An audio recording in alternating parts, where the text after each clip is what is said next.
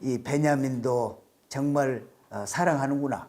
2년 동안을 더 거기에 있으면서 하나님께서 연단시키시고 이제는 온전히 하나님만 바라보고 있을 때 하나님께서 요셉을 끌어내신 것이 아닌가. 애굽에는 금과 은이 풍성했다. 여러 나라에서 많은 금과 은을 이때 축적을 했다. 알지 못하는 사이에 예언적인 그런 말이 숨겨 있다. 그래서 다른 형제는 여기서는 요셉까지 포함된 것을 의미한다.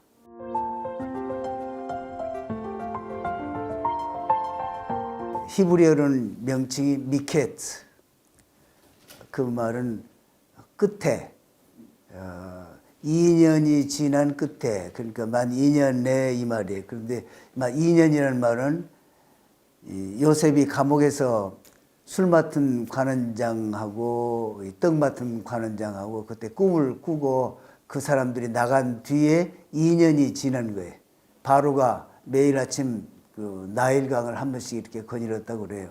그러니까 바로 자신이 그 애굽에서는 신으로 이렇게 숭상을 받고 또 나일강은 저 아프리카의 남쪽으로부터 해서 북쪽 끝에 지중해까지 흐르는 아주 비옥한 땅을 만들고 또 뭐 모든 곡식이 이 나일강 혜택을 받고 자라는 거죠. 그래서 이 나일강은 에집트에 있어서는 아주 엄청난 그런 상징이고 왕도 또 신으로서 두 신이 지금 그러니까 신으로서 그 강을 다스리고 다 자기 밑에 있는데 그 하수가에 서 있는데 아름답고 살찐 암소가 딱 올라왔다. 우리 얼마나 뿌듯하고 든든하겠어요. 이 강에서 애굽을 다 먹여 살리는 이 강, 그 강가에 왕이 딱 서 있는데 거기에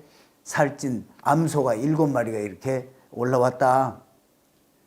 그리고 또 이건 틀림없이 이제 하나님 주신 꿈으로 이제 보이는데 왜 하나님이 바로에게 꿈을 꾸게 하셨는데 이 소를 보였을까? 소는 보통 힘이 세고 또 우리에게 친근하고 가령 뭐 힘세기로 말은 뭐 사자도 있고 코끼리도 있고 그런데 소하고는 다르잖아요. 소는 쟁기질을 하고 농사에 필요하고 또 가죽과 모든 것을 다 인간을 위해서 존재하고 주고 마지막에 이렇게 가는 그래서 굉장히 중요하고 또 농사 짓는데 지극히 필요한 더구나 애굽 같은 넓은 땅에서는 소가 하는 일이 많을 것입니다.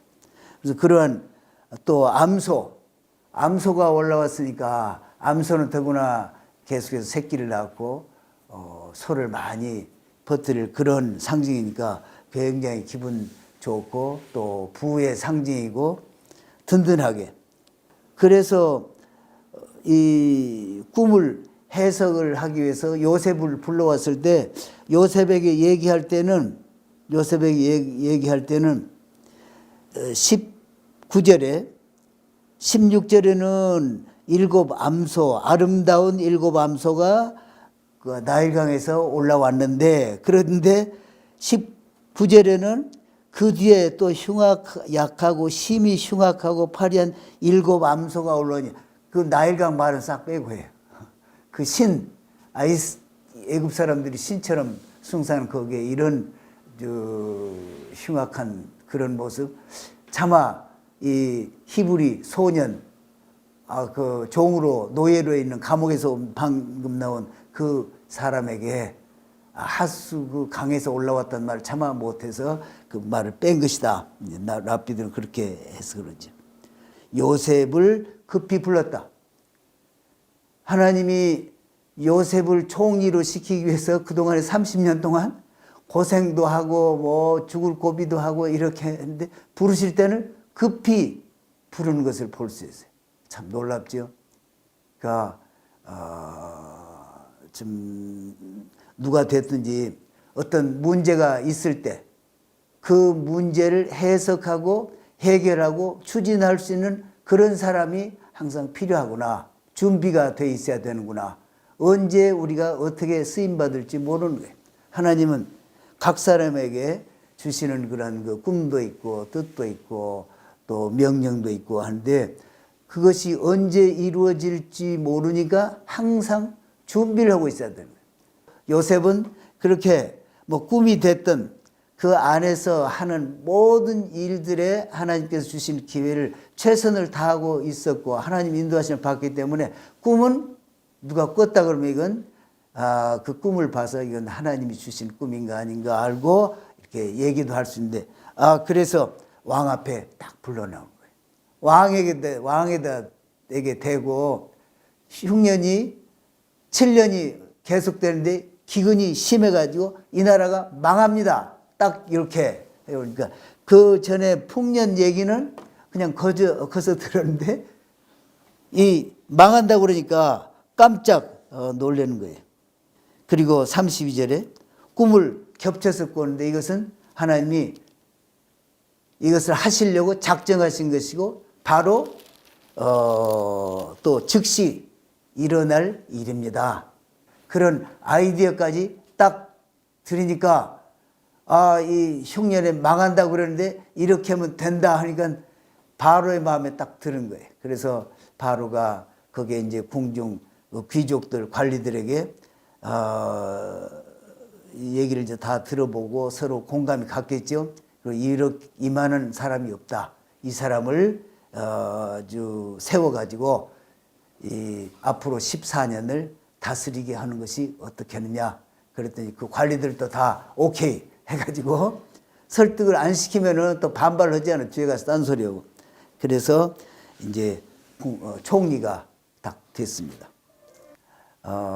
이것이 이제 랍비들은 창세기 1장부터 6장에 나오는 베레시트 태초에 그것하고 여기에 지금 at the end 끝에 이것하고 내용이 같다.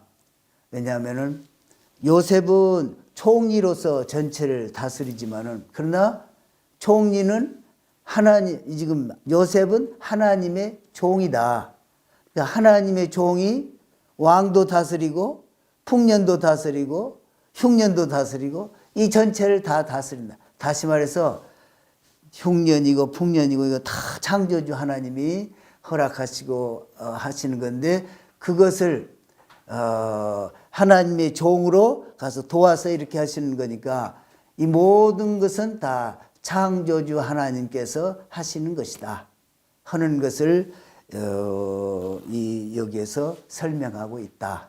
그리고 또 이름도 바꿨어요. 이름을 사분넷 바네아 그러니까 이름도 바꾸고 그리고 온 제사장 보디베라의 딸 아스낫과 결혼했어요.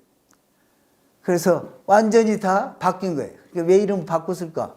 요셉 하나님이 주신 그런 이름일 텐데 그런데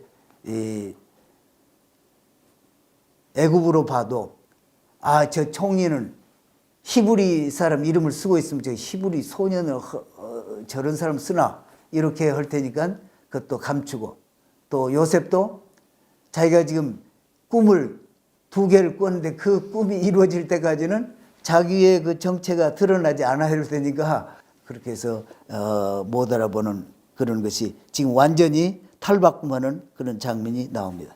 그리고는 이제 순찰을 해요. 전국 도를. 그러니까 총리로서 궁에만 있어서도 다 일이 이루어지겠지만 그러나 발로 뛰어봐야 돼. 명령도 하고 앞으로 말을 잘 듣게 하려면 직접 처음 그렇게 됐을 때 권위를 가지고 다니면서 이렇게 준비를 하라. 그리고 다니면서 어느 지역에는 말을 잘 안 들을 만한 사람이 있는가, 잘 들을 만한 사람이 있는가 이런 것도 파악도 하고 지혜롭게 다 이렇게 다니는 것을 볼 수 있으면 참 잘 하는 것 같아요. 57절은 각국 백성도 양식을 사려고 애굽으로 들어오는데 이때 금과 은으로.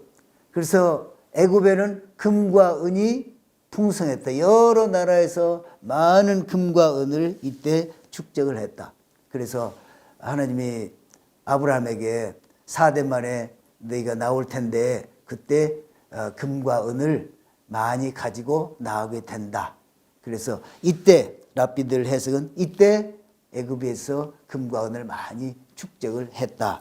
정확하게 안 나와 있지만 그렇게 함으로써 이제 요셉은 가나안 땅에서도 내려올 것이다 예측을 했다가 온 것을 보고 그들을 이제 여러 가지 테스트를 하려고 하는 거죠.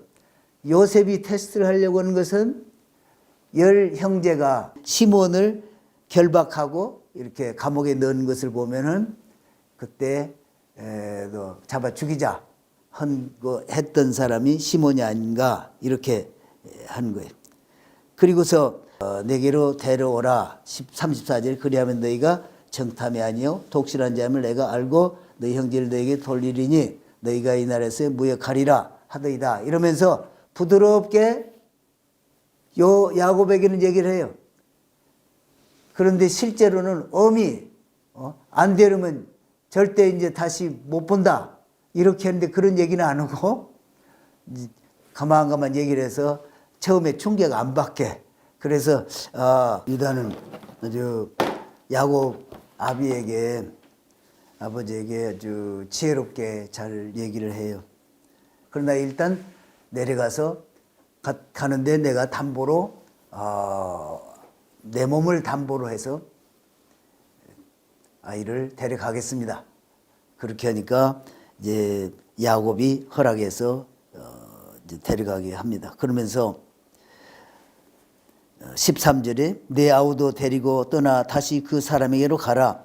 전능하신 하나님께서 여기에서 전능하신 하나님은 엘샤다이 하나님은 이 자비를 베푸시는데도 충만하시고 또 무엇이 필요한 것을 주어야 되는 그런 경우 베풀어야 되는 그런 경우에도 충만하신 그런 하나님이 너에게 은혜를 베푸셔서 그 사람으로 너희 다른 형제와 베냐민 그러니까 베냐민도 돌려보내고 시므온도 돌려보내고 또 다른 잃어버린 그 형제까지도 포함되는 예를 들어서 이 침묵으로 말은 안 했지만은 그 안에 알지 못하는 사이에 예언적인 그런 말이 숨겨 있다. 그래서 다른 형제는 여기서는 요셉까지 포함된 것을 의미한다.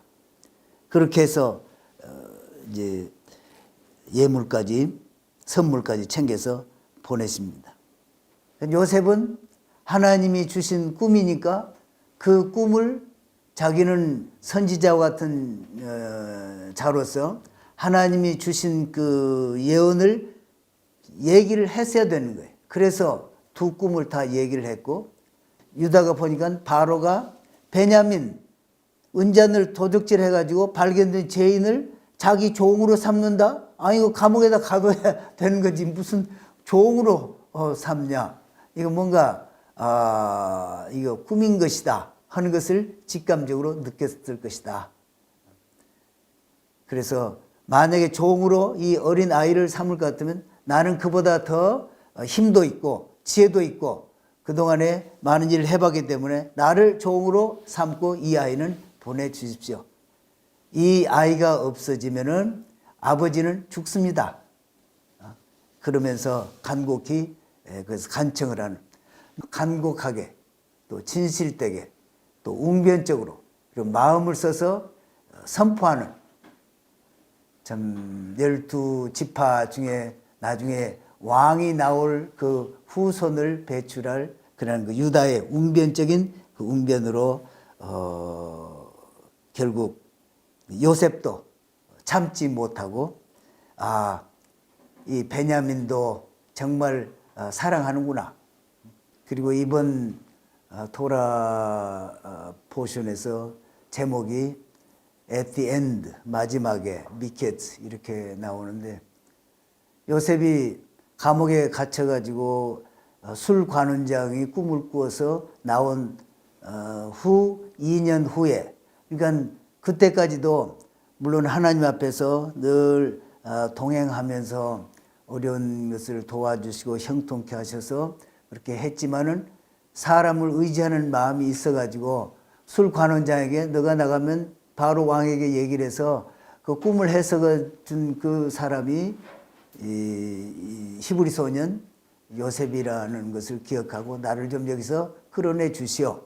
이렇게 사람을 의지했던 그 마음마저도 하나님께서 다시 2년 동안 거기에 더 있게 하시면서 이제 의지할 때가 바라볼 때는 이제 뭐 감옥에서 누구를 바라보겠어요. 그래서 2년 동안을 더 거기에 있으면서 하나님께서 연단시키시고 이제는 온전히 하나님만 바라보고 있을 때 하나님께서 요셉을 끌어내신 것이 아닌가 이런 생각이 듭니다. 그래서 at the end, 미켓 2년이 지난 마지막에 이렇게 제목을 붙인 것 같습니다.